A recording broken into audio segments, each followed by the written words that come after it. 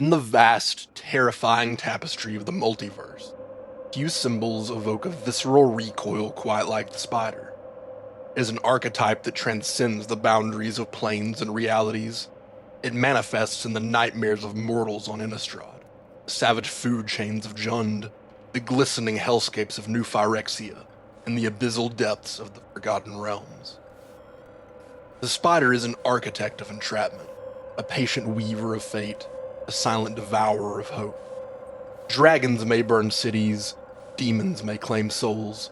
The spider waits in the dark, turning patience into a lethal art form. Today, the omen paths have aligned. The ley lines of the blind eternities are intersecting.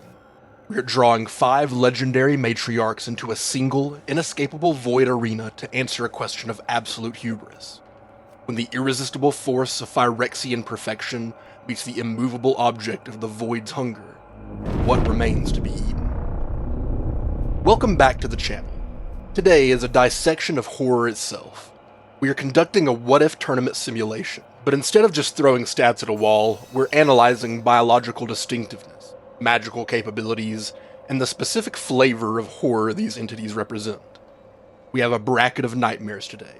Let's break down the contenders before we open the arena. First, representing the horror of madness, we have Ishkanah, the Grafwidow. She hails from the mist-choked cemeteries of Nephalia on Innistrad. Her title is significant. Graf is local vernacular for a crypt. She is the widow of the tomb. She draws her power from the mechanic of delirium, a mind fractured by the accumulation of forbidden knowledge. In the lore, she weaves her webs not from silk, but from the psychic residue of complex tragedies. She is a horror of the earth, bound by the soil and the dead. Second, representing the horror of violence, we have Thantis the Warweaver. She comes from Jund, a primordial world where the only law is eat or be eaten. Thantis is an apex predator who sits atop a food chain populated by dragons. Her title, Warweaver, suggests a unique metaphysical role. Unlike normal spiders that weave webs to trap prey physically, Thantis weaves a psychic web that traps prey emotionally. She forces action.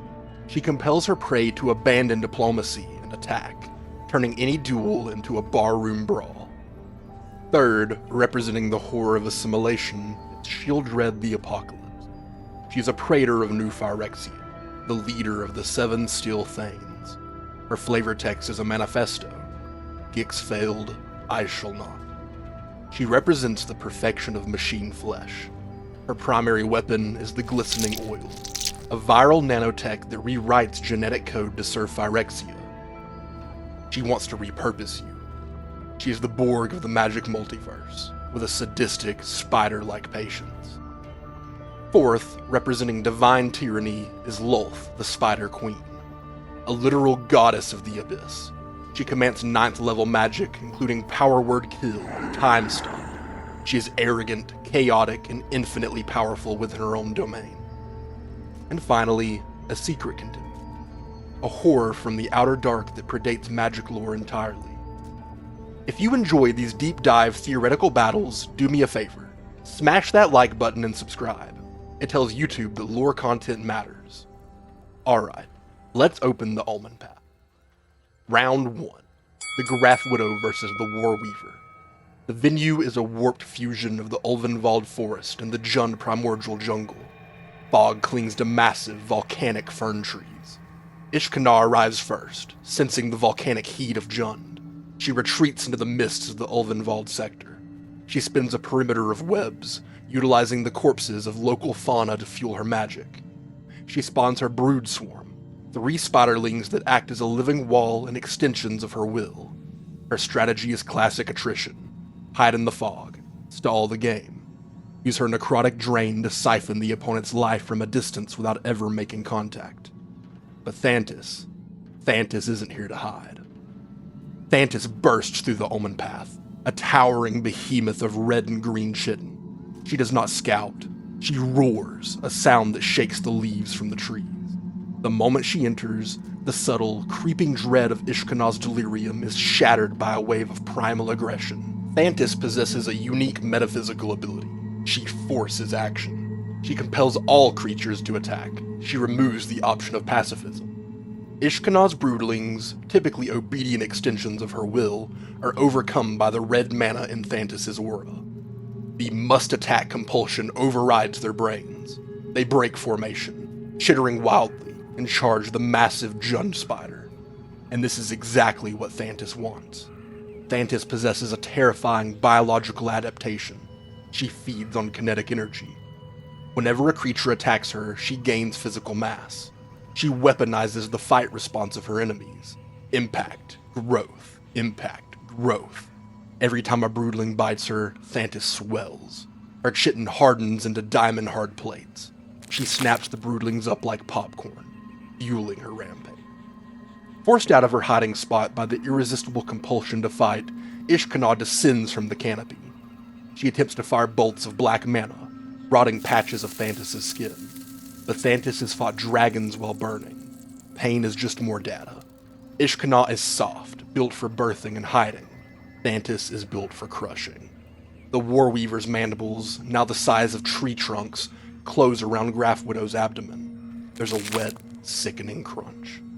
Ishkanah's delirium shatters as her physical form is torn asunder. Thantis roars, wounded but victorious, the undisputed queen of the jungle. So, Thantis won because she counters Stalin. She creates a physical brawl, but now she faces Sheoldred the Apocalypse. The arena shifts, the jungle rots away, replaced by the slick, black metal of the dross pits. The air turns to smog. Necrogen vents hiss steam. Sheoldred sits on a throne of cabling. She is a construct of porcelain, wire, and filleted meat. Thantis is huge, pumping with adrenaline from her victory. She is an organism of biology. Sheoldred is an organism of pathology. Thantis sees a challenger and charges. Her biological systems are firing rapidly. Sheoldred has the Apocalypse engine. Her passive ability dictates that whenever an opponent draws a card, they lose 2 life. In magical terms, drawing a card represents thinking, planning, or exerting effort. Sheoldred punishes thought.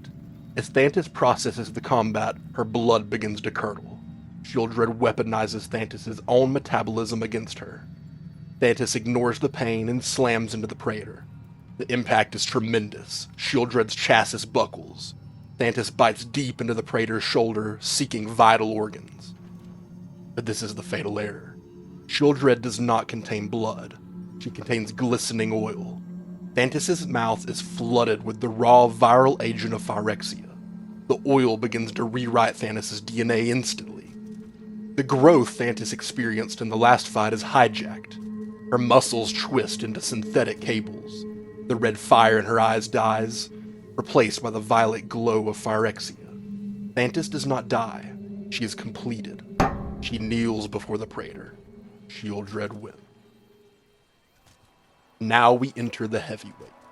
Sheoldred versus Lolth, the demon queen of spiders. The omen path destabilizes, tearing a hole into the demon web pits of the abyss. The laws of physics dissolve into chaotic webs. Lolth enters. She is a literal goddess and a planeswalker. She views Sheoldred not as a rival, but as a construct, a fancy golem. Sheoldred views Lolth as inefficient biological chaos. On paper, Lolth blasts Sheoldred apart. She commands magic that can rewrite reality. She can stop time. She is theoretically indestructible as long as her divinity remains intact, but Sheoldred has the Heliod precedent.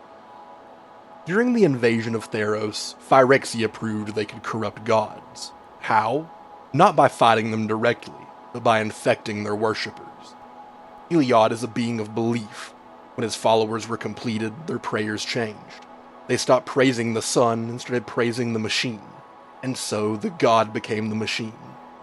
Sheoldred realizes she cannot kill Lolth through physical damage. She releases sleeper agents into the demon web pits. Micro spiders carrying the glistening oil disperse into the shadows. The drow priestesses fight the mites, but they get infected. The prayers to Lolth start to change. They stop praising the chaos of the abyss, and start praising the perfection of the machine. Lolth feels her divinity souring. The mana she draws from her worshippers tastes like oil. Sheoldred, sensing the weakness, activates the Apocalypse engine. Lolth screams as the infection reaches her divine avatar. Her indestructibility falters because the belief sustaining it has been rewritten. Sheoldred steps forward. Her mechanical limbs pierce the Demon Queen's chest. She whispers, "The web is chaotic. Mine is inevitable." Lolth is assimilated. Sheoldred absorbs the spark of the divine. Sheoldred has consumed a biological apex predator and a goddess. She believes she has achieved the apex of evolution. So she opens one final omen path. She seeks the only thing left to conquer, the primordial void. She steps into the outer dark. There is no mana here. There is only Ungoliant. Ungoliant is not a spider in the biological sense. She is a spirit of unlight that took the form of a spider. Her hunger is infinite.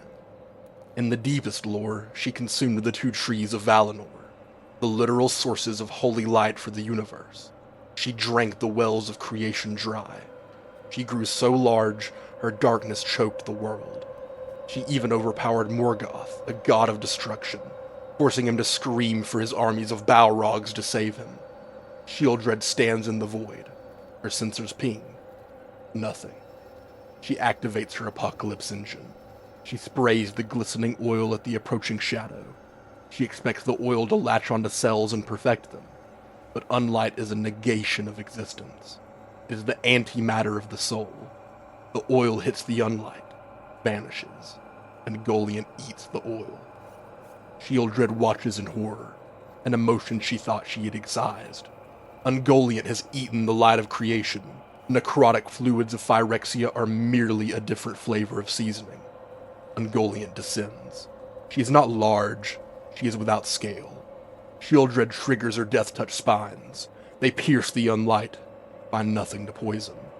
Sheoldred attempts to retreat, to planeswalk away using Lolth's stolen spark, but Ungoliant's webs are woven from the void itself. They bind the metaphysical exit. They trap the light of the spark. All will be one, Sheoldred stammers, her logic processors failing. Ungoliant continues to descend. No speech, no gloating. Only the sound of metal shearing, the slurping of marrow. Sheoldred, the apocalypse of Dominaria, becomes a snack for the apocalypse of reality. Sheoldred relies on corruption and biological manipulation. Ungoliant is a cosmic force of entropy. Cannot corrupt a black hole, can only feed it. And that is the hierarchy of horror. The local horror of Innistrad falls to the primal horror of Jund. The primal horror falls to the techno-viral horror of Phyrexia. But even Phyrexia is nothing compared to the cosmic horror of the Void. The web is spun, and the tournament is decided. Phyrexia may be perfect, but the Void is hungry. If you want to see our next what-if scenario, smash that like button and weave a comment below. Until next time, keep your lights on. Sleep well.